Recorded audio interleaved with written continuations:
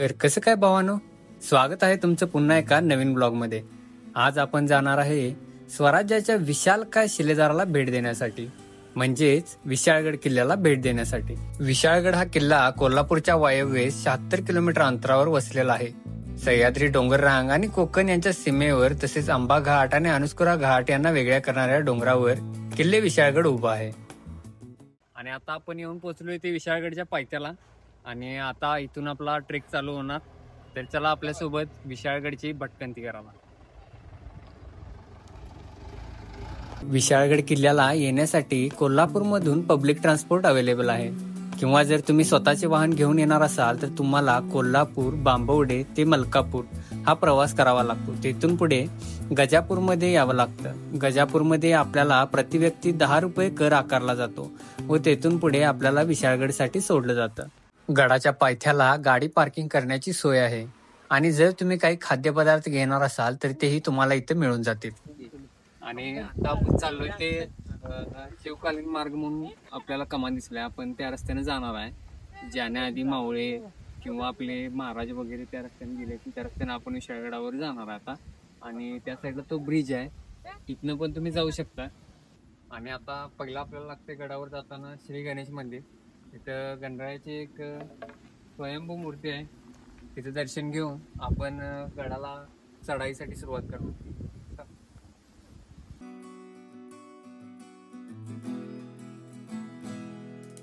गणेश मंदिरच्या थोडंच पुढे आल्यावर एक 5-6 पायऱ्या चढून वरती आलो की आपल्याला खोकला देवीचं एक मंदिर लागते, आणि तिथं दर्शन घेऊन आपण वरती जाणार। सह्याद्रीच्या मुख्य रांगेपासून सुटावलेल्या या किल्ल्याला नैसर्गिकरित्याच दुर्गमतेचे कवच लाभलं आहे।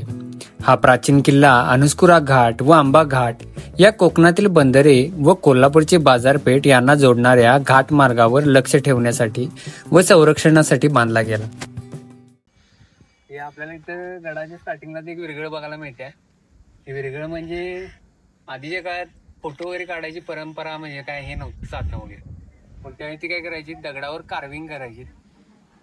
म्हणजे एखादा योद्धा आहे किंवा काय आहे ते ह्या माध्यमातून कळते, त्याने काय पराक्रम केला आहे हे सगळं असते। आता इथं जास्त काही दिसत नाही, पण इथं त्या योद्ध्याला स्वर्गात नेणाऱ्या अप्सरा 2 साईडला दिसतात। हा योद्धा दिसतोय, आणि इथं शिवपिंड आहे, आणि योद्धा तिथं बसलाय म्हणजे त्याला मोक्ष प्राप्ती झाल्या असा त्याचा अर्थ असतो। मग इथं खाल्लं दिसत नाही, इथं कळते की त्यानं लढाई केल्या, लढाईत तो योद्धा गतप्राण झालाय का, त्यानं गोरक्षण करण्यासाठी तो योद्धा वीरमरण आले त्याला, ते ह्या पहिल्या ह्याच्यात कळत असते। दुसऱ्या ह्याच्यात त्याला स्वर्गात नेणारे अप्सरा असतात, आणि तिसऱ्या ह्याच्यात तो शिवपिंडीला पूजा वगैरे करताना त्याचं हे असते, म्हणजे त्याला मोक्षप्राप्ती झाली असा या विरघळीचा अर्थ असतो।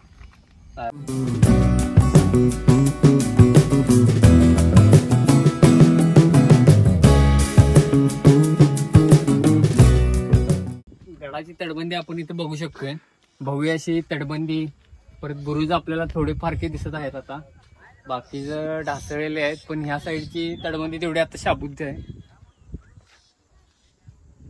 आणि याचे बुरुज बघितल्यावर आपल्याला अंदाज येईल की त्या काळी त्याचं किती आणि भक्कम असतील हे आपण ह्याच्यावरून आता ठरवू शकतो असं बघून। गडाच्या पायथ्यापासून मुख्य दरवाजापर्यंत येण्यासाठी आपल्याला 20 ते 25 मिनिटांचा वेळ पुरेसा आहे। नव्याने केलेल्या पायरी मार्गाने आपण थोड्याच वेळात येऊन पोहोचतो ते गडाच्या मुख्य दरवाजाजवळ। आणि आता आपण आलोय विशाळगडच्या पहिल्या दरवाजाजवळ, आणि हे प्रवेशद्वार आता भग्नावस्थेत आपल्याला बघायला मिळतंय। आणि याचे 2 बुरुज आहेत साईडला, आणि आतमध्ये आल्यावर आपल्याला आडना लावायची सोय वगैरे आपण इथं बघू शकतोय। आणि इथं पहारी करण्यासाठी प्रशस्त अशा देवडे आहेत।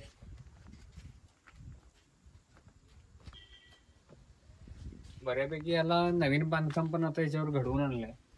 काळाच्या ओघात जुनं बांधकाम आपलं ढासळत गेलंय, काळाच्या ओघात म्हणू शकतो, किंवा दुर्लक्ष केल्यामुळे किल्ल्याकडे ते आपल्याला आधीचं त्याचं रूप आता आपण बघू शकत नाही, पण थोडं रिपेअर केलेलं आहे ते आपण इथं दिसतंय आपल्याला।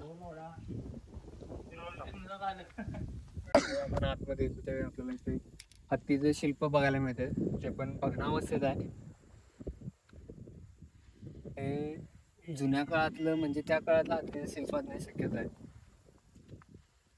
विशाळगडची भ्रमंती करत असताना सतर्क राहणं खूप गरजेचं आहे.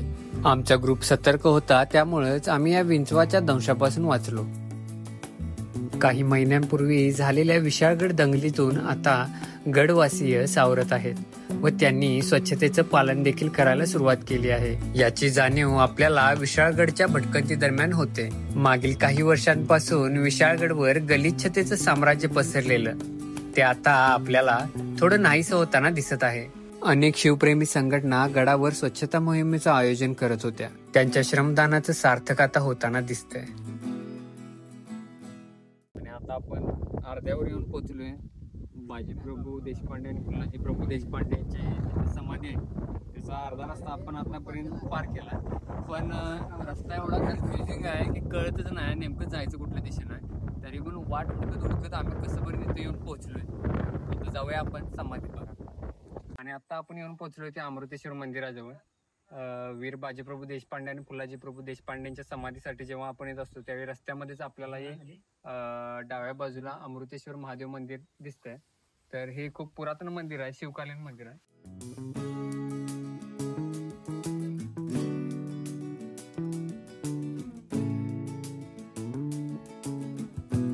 अमृतेश्वर मंदिराच्या आवारात आपल्याला भग्नावस्थेत असलेली ही तोफ पाहायला मिळते. तोफेच्या आकारावरून ती किती भव्य असेल याचा आपण अंदाज लावू शकतो.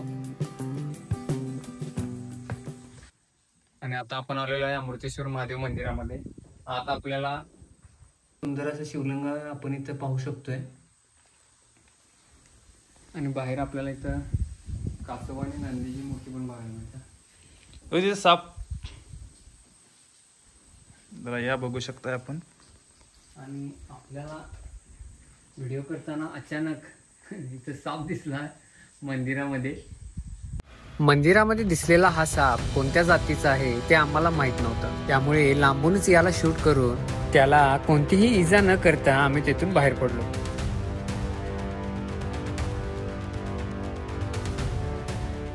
मित्रांनो, आता आपण येऊन पोहोचलोय ते वीररत्न बाजीप्रभू देशपांडे आणि फुलाजी प्रभू देशपांडे यांच्या समाधी स्थळाजवळ. आणि हे शेड आता नव्यानं उभा केलंय आणि यावर फरशी पण नव्यानं घालण्यात आलेली आहे. जुन्या समाधीचं जरा त्यांनी रिनोव्हेट केलं जुन्या समाधीला. आणि इथे जर तुम्ही आला विशाळगडला तर ह्या ठिकाणी तुम्ही येऊन इथं डोकं टेकूनच जायचं, कारण यांच्यामुळं आपले शिवाजी महाराज या विशाळगडावर सुखरूप आलेत. पावनखिंडीमध्ये झालेल्या घनघोर लढाईत अतुलनीय असा पराक्रम करून वीर बाजीप्रभू देशपांडे व फुलाजी प्रभू देशपांडे यांच्यासह 300 बांदलांनी आपले प्राण स्वराज्यासाठी अर्पण केले. त्यांच्या या समाध्या म्हणजे प्रत्येक शिवप्रेमीसाठी एक तीर्थक्षेत्रच आहे. आणि आपण इथं समाधी स्थळापासून थोडं पुढं आल्यावरच आपल्याला इथं विहीर बघायला मिळते. गोल अशी छोटी विहीर आहे, शिवकालीन विहीर असण्याची शक्यता आहे. ही पण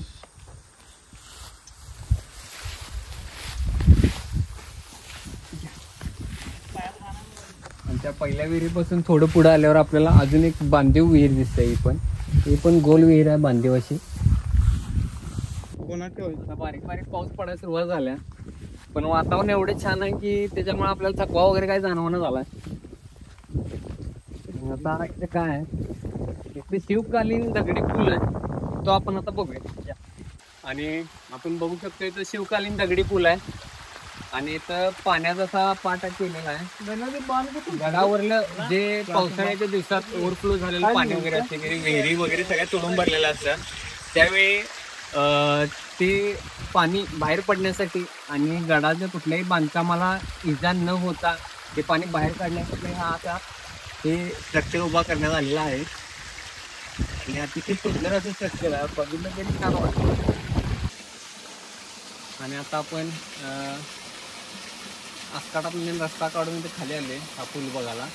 आता पुलाची अवस्था तशी जरा विकटच आहे, कारण वरती आजूबाजूला जरा ढासळत आलेला आहे, पण अजूनही हा पूल शाबूत आहे.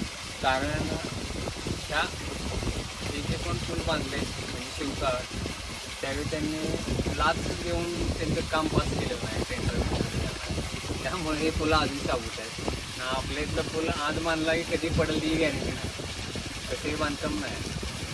त्यामुळं इथे जर तुम्ही आला तर हा पूल अवश्य बघा, सुंदर पुलाची रचना आहे. आणि इथं आपण बघू शकतो इथून डायरेक्ट पाणी खाली पडते या पुलाला.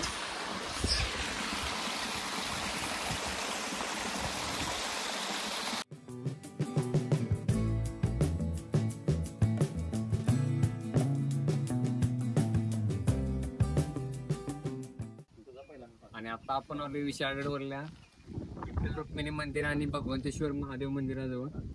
आणि इथं आपण आता त्याचं दर्शन घेऊया. पहिला आपण जाऊया ते विठ्ठल रुक्मिणी मंदिर मध्ये. आणि आता आपण येऊन पोहोचलोय ते विठ्ठल मंदिरामध्ये. अतिशय छान अशा विठ्ठलाची मूर्ती आपल्याला बघायला मिळते. आणि आत गणपतीच्या मूर्त्या पण आहेत बघू शकतो आपण.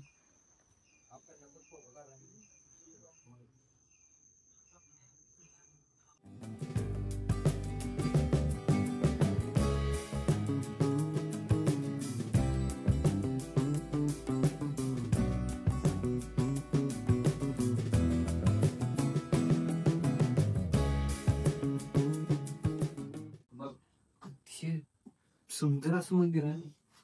बघू शकतो इथं गणपतीचं मूर्ती पण आहे. आणि त्या साईडला पण एक मूर्ती आहे. हातात तलवार आणि ते शिव घेऊन मूर्ती आहे, पण कोणाच्या नाही आपल्याला. आणि हा पण अतिशय सुंदर असं शिवलिंग आहे. बघूनच मन एवढं प्रसन्न होते की तुमचा सगळा थकवा इथं आल्यावर कम्प्लीट निघून जाणार आहे. आणि त्याच्या पाठीमागे एक मूर्ती आहे, ती महादेवाची मूर्ती असं वाटतंय. नंदीवर विराजमान महादेव आहे आणि त्यांच्या मांडीवर गणेश विराजमान आहे आणि पार्वती देवी असण्याची शक्यता आहे. बाहेर आपण बघू शकतो इथं शिवाजी महाराजांची मूर्ती आहे दोन. इथे पण छत्रपती शिवाजी महाराजांची मूर्ती आहे. आणि मंदिर प्राचीन आहे, शिवकालीन संदर्भ आहे असं मंदिरानं. त्यामुळं इथं येणं मस्त आहे. पालखी पण बघू शकतो आपण. त्यामुळे इथं यात्रा परत असणार आहे. ते आपल्याला इथले जे कोण असतील प्रॉपर त्यांच्याकडून त्याची माहिती मिळेल आपल्याला की बाबा इथे यात्रा वगैरे असते काय असते. आपण आता गणेश मंदिर मध्ये जाऊया. पाठीमागे गणेश मंदिर आहे.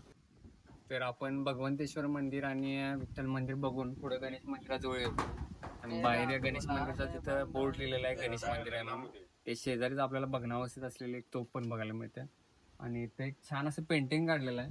आणि या पेंटिंग मध्ये जर व्यवस्थित तुम्ही लक्ष देऊन बघितला तर तुम्हाला महादेवाचं दर्शन होतं. इथं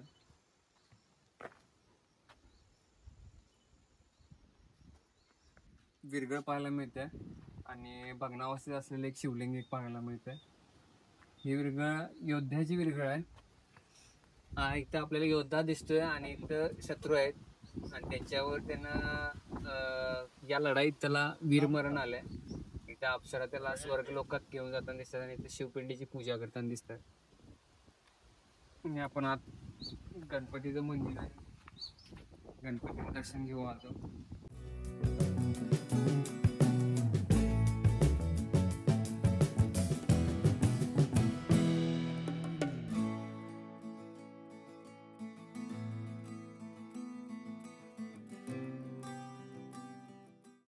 गणेश मंदिर पासून थोडं पुढे आल्यावर आपल्याला हे अर्धचंद्र विहीर बघायला मिळते. अर्धचंद्र विहीर म्हणजे ज्यावेळी आपण साईडून बघतोय त्यावेळी ते आपल्याला विहिरीचा आकार हा अर्ध्या चंद्रासारखा दिसतोय. विहीर कम्प्लीट गोलच आहे, फक्त वरनं बघताना आपल्याला अर्ध्या चंद्राची प्रतिमा त्यात दिसल्यासारखं होते. त्यामुळे तिला अर्धचंद्र विहीर असं म्हणतात. आणि पाठीमागल्याच बाजूला आपल्याला इथं हा वाडा दिसतोय. आणि पंतप्रतिनिधी वाड्यांच्या जवळ आपण आलोय. आणि वाडा तिथं आत प्रवेश केल्यावर आपल्याला हा पूर्ण वाडा बघू शकतो आपण. आता इथं भरपूर गवत उगवलंय त्यामुळे व्यवस्थित काय दिसत नाही आहे. त्या काही पंतप्रतिनिधींना इथं राहण्यासाठी हा वाडा असेल आणि इथनंच सगळं गडाचं कामकाज चालत असेल. आणि इथं आपण बघू शकतोय इथं विहिरीकडे जायला रस्ता हा खाली जायला.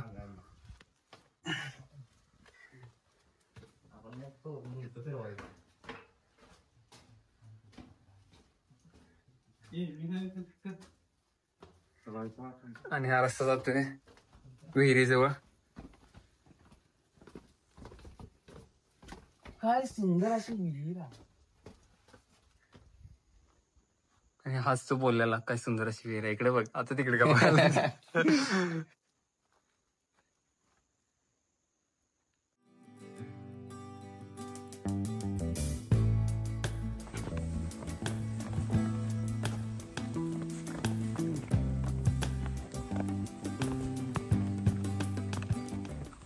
आणि आता आपण आलोय रामेश्वर मंदिर जवळ. माग बघू शकता तुम्ही रामेश्वर मंदिर आहे. इथं फलक लावला त्यांनी. दर्शन घेऊया आपण.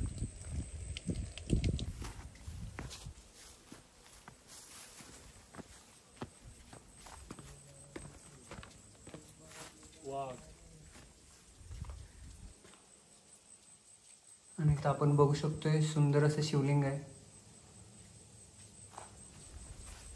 आणि आता रामेश्वर मंदिराचं दर्शन घेऊन आपण आता पुढल्या आपल्या स्पॉटकडे वळूया. कोणता आहे बघूया काय मिळते आपल्याला बघायला आता. आणि आमचे थकलेले ट्रेकर्स. आणि रामेश्वर मंदिराजवळ आल्यावर आपल्याला हे पाणी बघायला मिळते. हा डोंगरातलं पाणी आहे ते आपण प्यायला वापरू शकतोय. आणि आम्ही पण आता तेच पाणी प्यायला घेणार आहे. आणि ते आहे टकमक टोक कडेलोट पॉइंट विशाळगडवरला.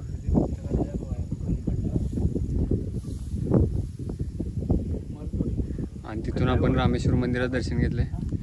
आणि आता आपण वाघजाई देवीचं मंदिर कुठं आहे तिकडे जायचं आहे. आणि रामेश्वर मंदिरापासून आपण एक अर्धा तास झालं चालायला लागलोय वाघजाई मंदिर हुडकायला. आणि आता आपल्याला फायनली गावले वाघजाई मंदिर.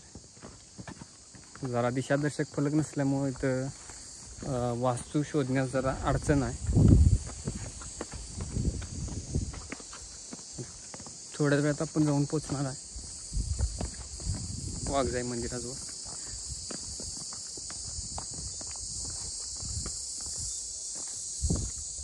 आणि फायनली आपण आलोय वाघजाई मंदिराजवळ. बघू शकताय तुम्ही ते वाघजाई मंदिर आहे.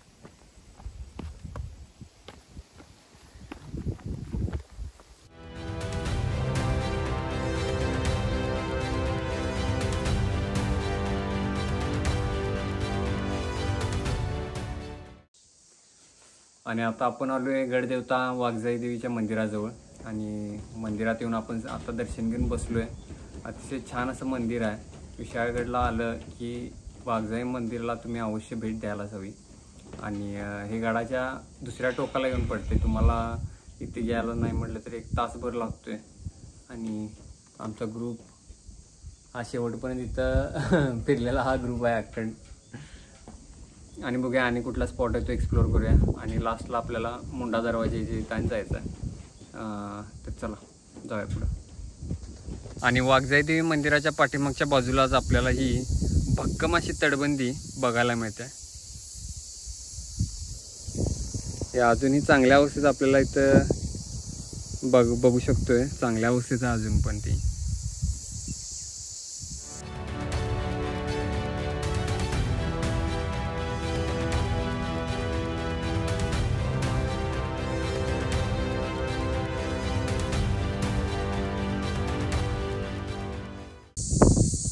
आणि मित्रांनो तुम्ही इथला आवाज ऐकू शकताय. त्या किड्यांचा एवढा आवाज इथे यायला लागलाय तुम्हाला पण येईल.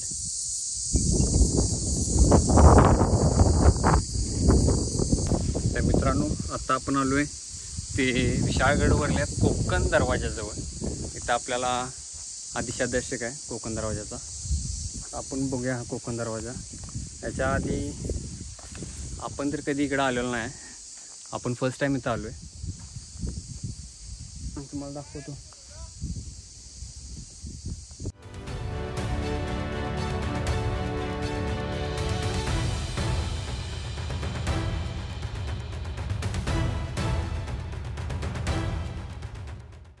आणि हा कोकण दरवाजा आपण बघू शकतो. इथं दोन साईडचे याचे बुरुज इथं आपल्याला दिसतात. आणि आता याची कमान वगैरे ढासळ आहे, पण इथं दरवाजाची ही जागा असणार आहे, कारण इथं आपल्याला ओंडका लावण्यासाठी लाकडी ओंडका लावण्याची इथं खोबणी आहे.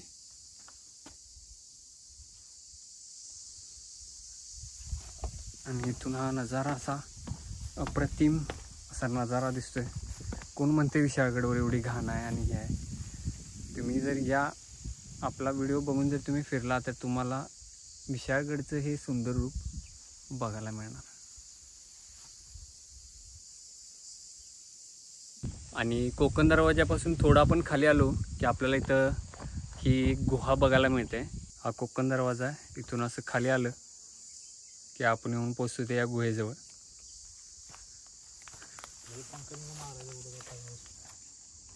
ही गुहा आपण बघू शकताय, कातळात कोरलेली आहे. ही कोणत्या जनावरांना त्यांनी तयार केलेलं नाही. ज्यावेळी विशाळगडला औरंगजेबाचा वेढा पडला होता त्यावेळी मराठे रात्री अपरात्री याच गुहेतून बाहेर येत असे आणि औरंगजेबाच्या छावणीवर तुटून पडत असे. औरंगजेबाच्या सैन्याची दानादान उडवून परत मराठे याच गुहेने गडावर पोहोचत असे. डाग घातलेल्या सैनिकांना हा प्रश्न पडायचा की मुख्य दरवाजा तर बंद आहे, मग मराठी येतायत कुठून आणि छावणीवर छापा कुठून टाकतायत. आता ती गुहा मातीचा ढिगारा घालून बंद करण्यात आली आहे. गुहेमध्ये आत वटवाघांचा वावर जरा जास्त झालाय, त्यामुळे आपण आत काय जाऊ शकत नाही. पण तुम्ही इथं आलात आणि जर तुमच्याकडे सेफ्टी इक्विपमेंट असतील तर तुम्ही आत जाण्यास काहीच हरकत नाही तुम्हाला.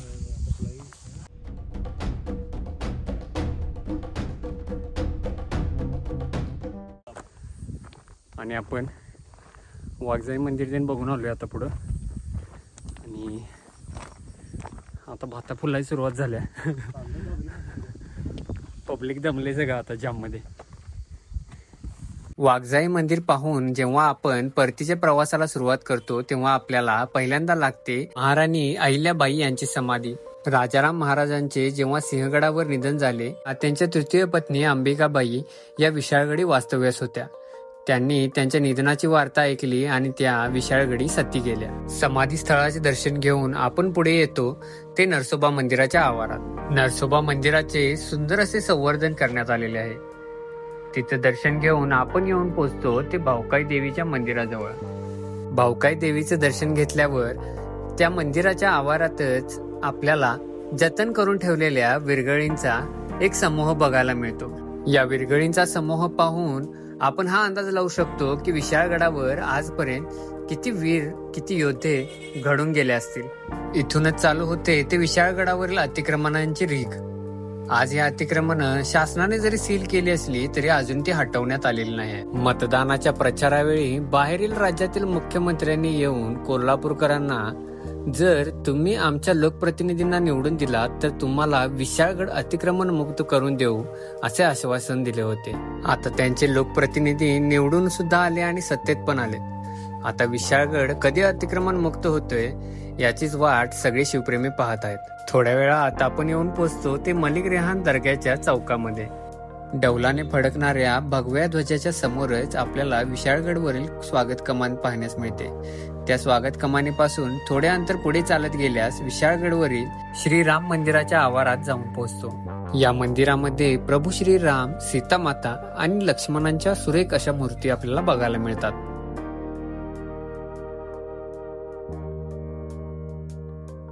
श्रीराम मंदिरात दर्शन घेऊन झाल्यानंतर आम्ही मोर्चा वळवला ते आमचा राहिलेला अंतिम असा स्पॉट म्हणजेच मुंडा दरवाजाच्या दिशेने.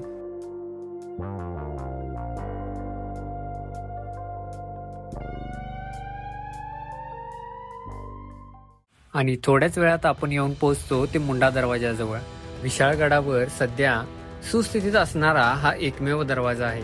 भक्कम अशी रचना असलेला आणि त्याच्या माथ्यावर फडकणारा भगवा ध्वज, असे हे मुंड्या दरवाजाचं रूप ते आपल्याला त्याच्याकडे आकर्षित करतं. छत्रपती शिवाजी महाराजांनी या बलाढ्य किल्ल्याला आणखीन बलाढ्य करण्यासाठी त्यावेळी 5,000 होणांची तरतूद केली होती. त्याच्यानंतर छत्रपती संभाजी महाराजांनी सुद्धा विशाळगडावर बरीच कामे करून घेतली. महाराणी ताराराणींच्या कालावधीत सुद्धा विशाळगडाला राजधानीचा दर्जा प्राप्त झाला होता. त्या काळात स्वतः औरंगजेब विशाळगडला वेढा घालण्यासाठी आलेला, पण त्यालाही विशाळगडानं अगदी जेरीस आणलं होतं. 6 महिन्यांच्या प्रखर वेड्यानंतर शेवटी मुघलांना विशाळगड घेण्यासाठी 2 लाख रुपये मोजावे लागले. स्वराज्यातील बाकी किल्ल्यांच्या तुलनेत औरंगजेबाने सर्वात जास्त रक्कम अदा केलेला विशाळगड किल्ला. प्रत्येक संकटात मराठ्यांच्या पाठीशी खंबीरपणे उभा राहिलेला विशाळगड आज शिवप्रेमींची वाट बघतो आहे. भावांनो, आपला आज विशाळगड किल्ला हा कंप्लीट फिरून झालेला आहे आणि किल्ला फिरायला साधारणतः एक 5 ते 6 तास पुरेसे आहेत. त्या 5 ते 6 तासात आपण सगळे स्पॉट कव्हर करू शकतोय जर तुम्ही तुमचं चालायचं स्पीड वगैरे मेंटेन केला तर. आणि विशाळगड हा आधीपेक्षा आता जास्त सुंदर वाटायला लागलाय आणि स्वच्छता पण आता बऱ्यापैकी आहे सगळी.